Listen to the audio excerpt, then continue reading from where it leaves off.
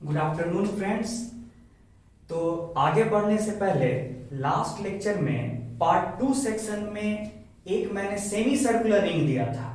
Semi circular ring याद कीजिए, कैसा? ऐसा सेमी सर्कुलर रिंग।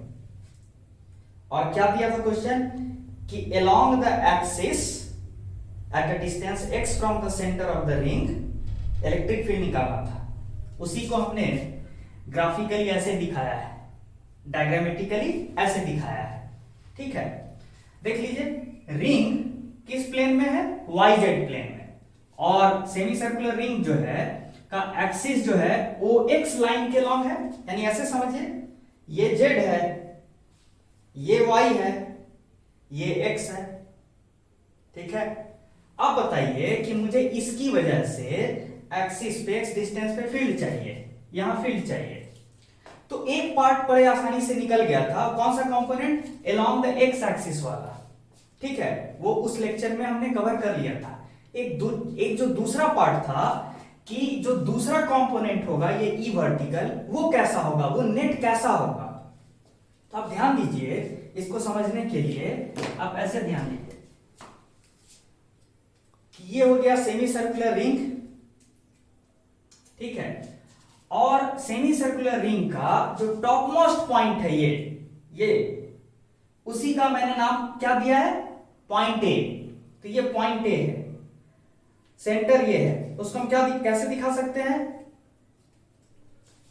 देखिए कैसे, ये रहा point A, top point A, और ये रहा सेंटर। ठीक है, अब ऐसे देखिए समझने के लिए, जो टॉप मोस्ट पॉइंट है पॉइंट ए, वहां से जो पॉइंट पी पे फील्ड होगा वो इस हाइपोटेनस के लॉन्ग होगा कि नहीं? इस हाइपोटेनस के लॉन्ग ऐसे होगा कि नहीं? अब बताइए, इसी का कंपोनेंट ना, इसी का एक कंपोनेंट ऐसे आने वाला है एक्स डायरेक्शन में, और इसी का दूसरा कंपोनेंट नीचे है, जिसको मैंने क्या दिखाया? वर्टिकल। इसका वर्टिकल कंपोनेंट और हॉरिजॉन्टल कंपोनेंट। अब देखिए दिक्कत क्या है कि ये जो फील्ड जो भी दिखा है वो बस टॉप मोस्ट पॉइंट के लिए है ना। अब थोड़ा सा मुझे टॉप मोस्ट पॉइंट से थोड़ा हटके, कितना हटके? तो एंगल फाई घूम के देखिए कैसे, ऐसे दिखाते हैं, एंगल फाई घूम जाइए, एंगल फाई यहां दिखाए हैं, एंगल फाई। OA को एंगल फाई घुमा दीजिए। ठीक है, एंगल फाई घुमा दीजिए ऐसे, तो मुझे एक दूसरा पॉइंट चार्ज मिलेगा B। किस पे? सेमी सर्कुलर रिंग पे। उसकी वजह से भी फील्ड कैसा होगा? इसको विजुलाइज करने के लिए आप इसी ट्रायंगल से आप विजुलाइज कर सकते हैं। देखिए, ये ट्रायंगल है OAP, इसी को आप थोड़ा घुमा दिए, फाई से घुमा दिए। तो फाई से घुमाते वक्त आप देखिए कि ये जो लाइन है PB लाइन है, PB लाइन, उसी के अलॉन्ग इलेक्ट्रिक वेक्टर होगा ना। अब PB लाइन का फिर ध्यान दीजिएगा, इस ट्रायंगल को फाई से घुमा देने पे हाइपोटेनस दैट इज PB का एंगल एक्स एक्सिस के साथ चेंज नहीं होगा, थीटा का थीटा ही रहेगा। मतलब जो एक्स कंपोनेंट होगा इलेक्ट्रिक फील्ड का वो E cos थीटा ही रह जाएगा।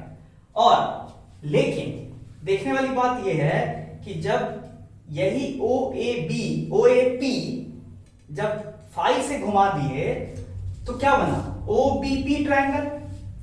अब उसकी वजह से जो वर्टिकल कंपोनेंट होगा वो थोड़ा सा वो भी घूम जाएगा। कितने से घूम जाएगा? एंगल फाई से।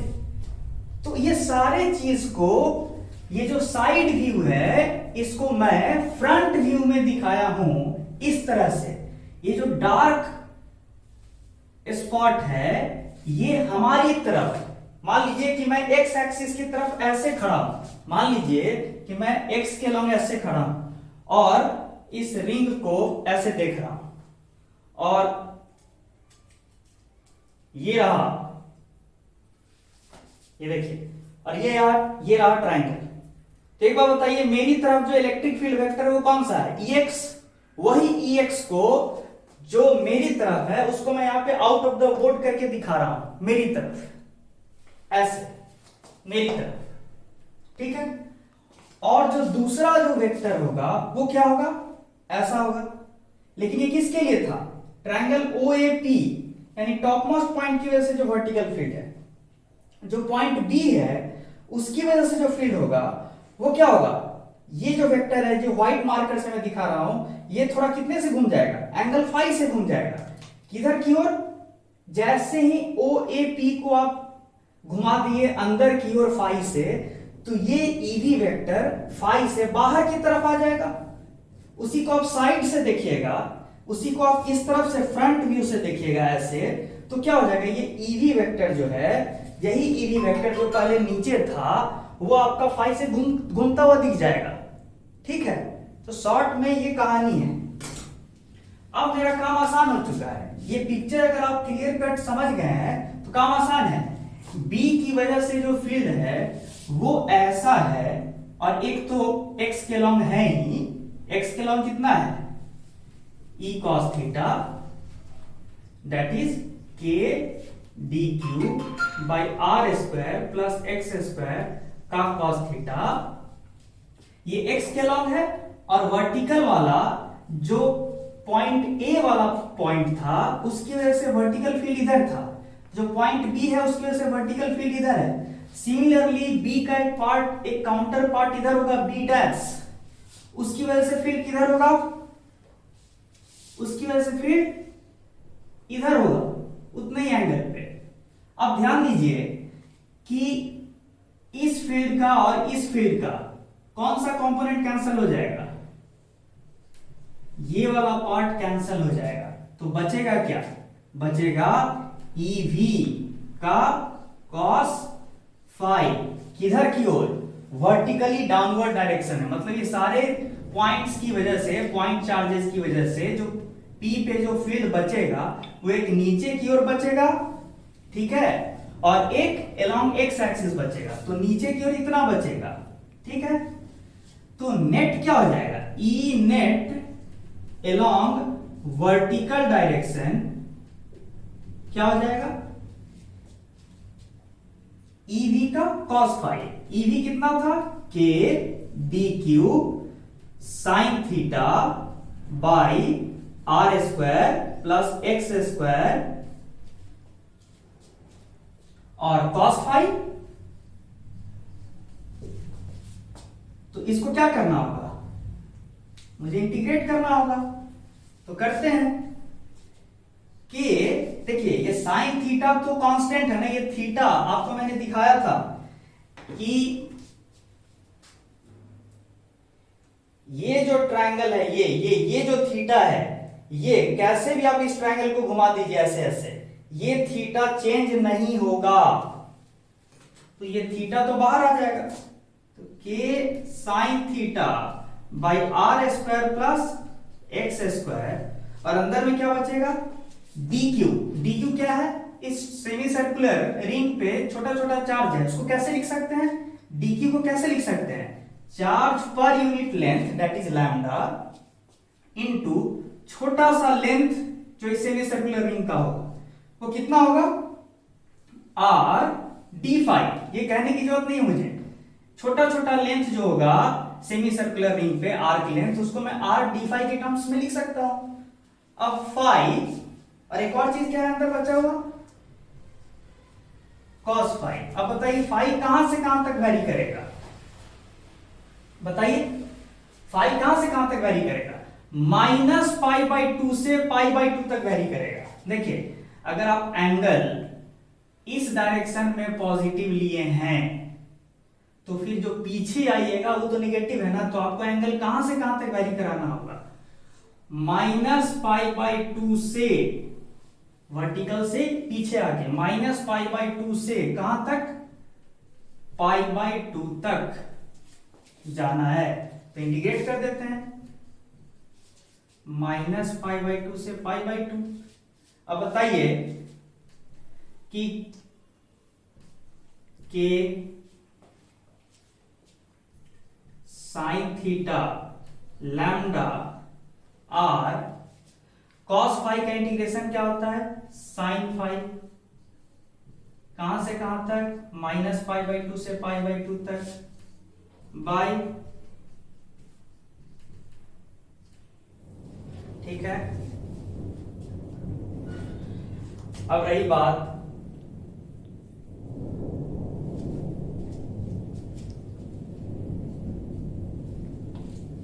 कि वैल्यूज रखना है मुझे, तो कितना हो गया, के लैम्डा आर साइन थीटा क्या है बाबू, परपेंडिकुलर बाय हाइपोटेनस, तो परपेंडिकुलर बाय हाइपोटेनस क्या है, √r² प्लस x², तो टोटल कितना आ जाएगा, r² प्लस x² की पावर 3/2, क्योंकि ये था ही, और साइन थीटा का जो √r² प्लस x² आएगा वो दोनों मिलके ये बन जाएगा। और अब बचा क्या, साइन फाई, लिमिट π/2 से -π/2, तो क्या होगा, sine of 1 minus of sine of -90, ये हो गया। तो अब नेट फील्ड लिखने जा रहे हैं हम,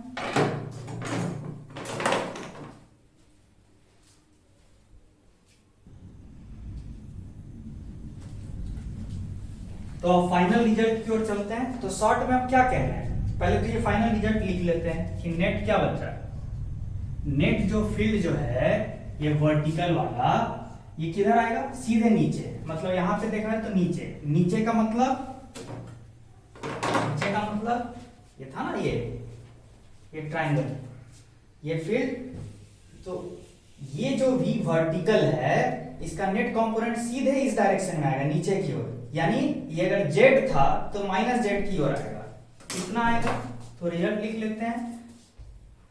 देखिए ये कंपोनेंट मैं दोबारा नहीं लिखने जा रहा हूं ex, मैं सिर्फ वर्टिकल कंपोनेंट जो नेट बचा है वो लिख रहा हूं, along -z direction, -z direction, कितना कितना 2k lambda r² by r² plus x² की पावर 3/2।